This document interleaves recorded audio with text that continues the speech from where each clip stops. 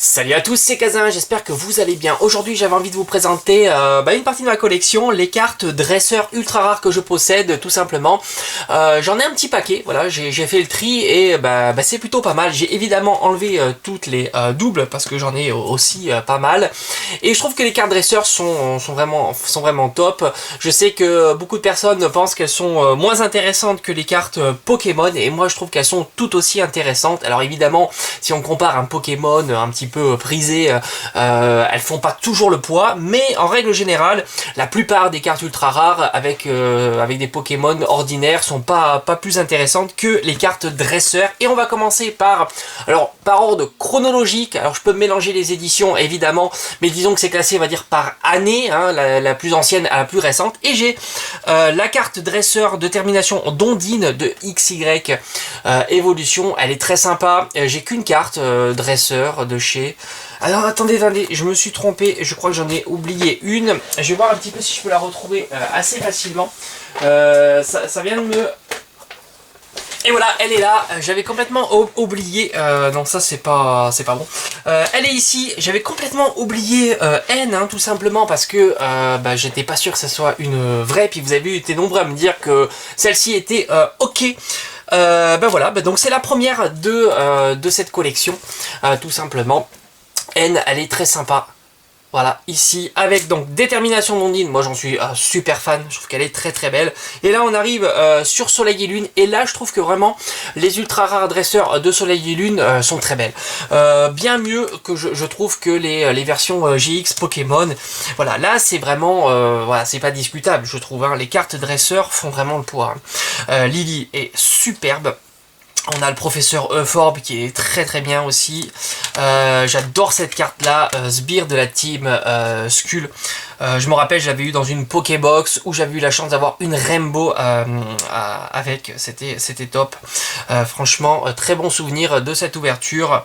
Barbara, très sympa aussi. Voilà, je vous ai dit, hein, les cartes dresseurs de la série Soleil et Lune sont vraiment magnifiques. Margie, Apocine, très sympa aussi. Flo. Après on va aller compter, hein, pour savoir un petit peu combien j'ai eu de cartes dresseurs durant toutes ces ouvertures. On a Mars ici, installation du professeur Chen que j'ai eu il n'y a pas très longtemps. Là on arrive avec la série, bon, incroyable, hein, la série Destinée au culte, et j'en ai eu énormément des cartes dresseurs. Je me demande si je les ai pas toutes eues, hein. Faudrait que je regarde. Montagnard, Gusma, le pêcheur, bon là le pêcheur je le trouve pas vraiment pas exceptionnel. Jessie et James, magnifique, celle-ci est splendide, hein. Franchement, elle était facile à trouver en plus, hein. C'était vraiment, voilà, Destinée au culte, vous le savez, hein. Les cartes n'étaient pas trop compliquées à avoir.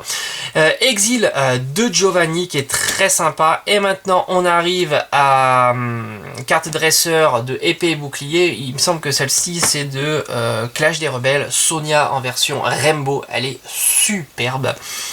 On a très beau aussi Shiros, très sympa, celle-ci je l'aime beaucoup.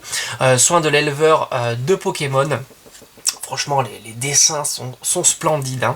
Bon, Peterson, je suis moins fan. Je l'ai en version aussi Rainbow. Waouh, excellent.